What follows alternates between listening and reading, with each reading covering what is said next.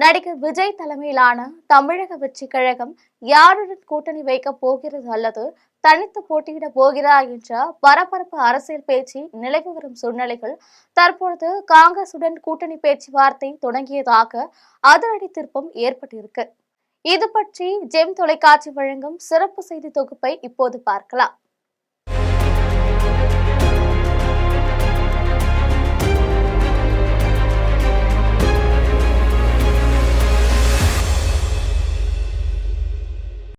தமிழ் சினிமாவின் நம்பர் 1 நட்சத்திரமான நடிகர் விஜய் தமிழக வெற்றி கழகம் என்ற அரசியல் கட்சியை தொடங்கி தற்போது தேர்தல் களத்தில் குதித்திருக்கிறார்.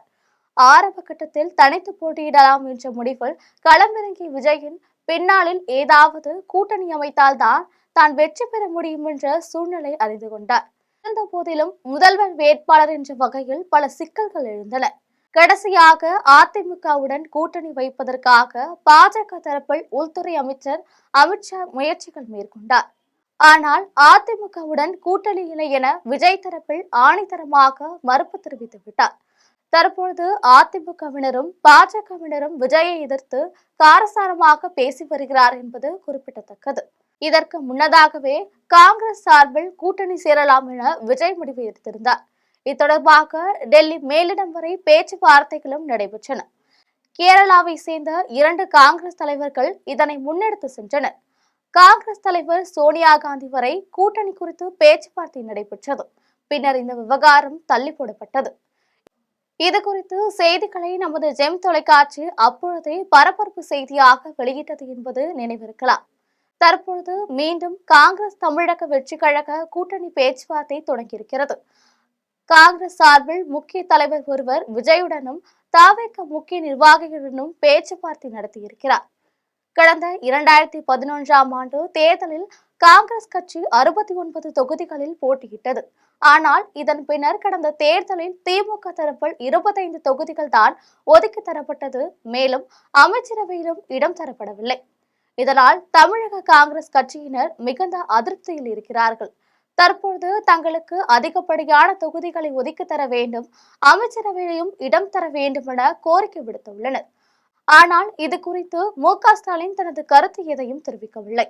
இந்த சூழ்நிலையில் காங்கிரஸ் கட்சியை சேர்ந்த முக்கிய நிர்வாகிகள் பலர் தமிழக வெற்றி கழகத்துடன் கூட்டணியில் சேர்ந்து கொள்ளலாம் என கூறி வந்தனர்.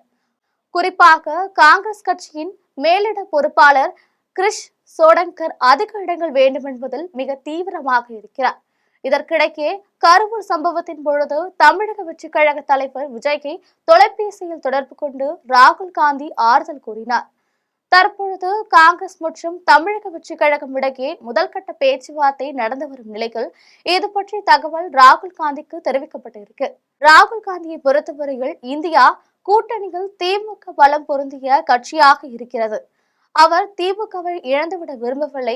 பீகார் தேர்தல் முடிவுகள் வரட்டும், அதன் பின்னர் இது பற்றி யோசிக்கலாம் என தெரிவித்தார். இதற்கிடையே தமிழக வெற்றி கழகம் மற்றும் காங்கிரஸ் இடையிலான கூட்டணி குறித்து டிசம்பர் மாதம் முடிவுகள் தெரிவிக்கப்படும் என தெரிகிறது.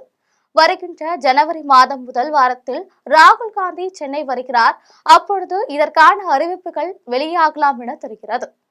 ராகுல் காந்தியிடம் தமிழக காங்கிரசார் பேச்சுவார்த்தை நடத்திய பொழுது நிச்சயமாக திமுகவிலிருந்து அதிக தொகுதிகளை பெற்றுவிடலாம் என நம்பிக்கை தெரிவித்திருக்கிறார் ராகுல் காந்தி. தற்பொழுதைய சூழ்நிலைகள் ராகுல் காந்திக்கு மு.க. ஸ்டாலின் இழந்துவிட விரும்பவில்லை. இது குறித்துதான் தற்பொழுது முக்கிய ஆலோசனை நடந்து வருகிறது. ஆனால் தமிழக வெற்றி கழகத்தை பொறுத்தவரையில் காங்கிரஸ் கட்சியை எப்படியாவது கூட்டணியில் சேர்த்துக் கொள்ள வேண்டும் என முயற்சிகள் நடைபெறுகிறது. தமிழக வெற்றி கழகத்தை பொறுத்தவரையில் சரியான வேட்பாளர்கள் கிடைக்காத சூழ்நிலைகள் நிலவுவதால் காங்கிரஸ் கட்சியை கூட்டணியில் சேர்த்துக் கொண்டு வேட்பாளர்களை நியமிக்கலாம் என ஆலோசனை செய்து வருகிறார். மேலும் தமிழக வெற்றி கழகத்தில் காங்கிரஸ் கட்சி இணைந்தால் 60 தொகுதிகள் ஒதுக்கி தரப்படுவதாகவும் பேச்சுவார்த்தை நடந்து வருகிறது. இது பற்றி தகவல் அனைத்தும் திமுக தலைவர் மு.க. ஸ்டாலினுக்கும் தெரியவந்த நிலையில் ஒருவேளை காங்கிரஸ் கட்சியினர் திமுகவை விட்டு விலகினால் என்ன செய்வது என்பது குறித்து அவர் தீவிர ஆலோசனை செய்து வருகிறார். அதே சமயம் அதிக தொகுதிகளை ஒதுக்கி தரவும் அமைச்சரவையில் இடம் தரவும் அவர் முன்வரவில்லை என்பது முக்கிய செய்தியாக பார்க்கப்படுகிறது. எனவே தற்போதைய சூழ்நிலையில் தமிழக வெற்றி கழகமும் காங்கிரஸ் கட்சியும் இணைவதில் ஏராளமான குழப்பங்கள் நிலவி வருகின்றன. எதுவாக இருந்தாலும் வருகின்ற டிசம்பர் மாதத்திற்குள் ஒரு முக்கிய முடிவு அறிவிக்கப்படும் என எதிர்பார்க்கப்படுகிறது. இது போன்ற சூடான அரசியல் செய்திகளுக்கு ஜெம் தொலைக்காட்சியுடன் எப்பொழுதும் இணைந்தீர்கள்.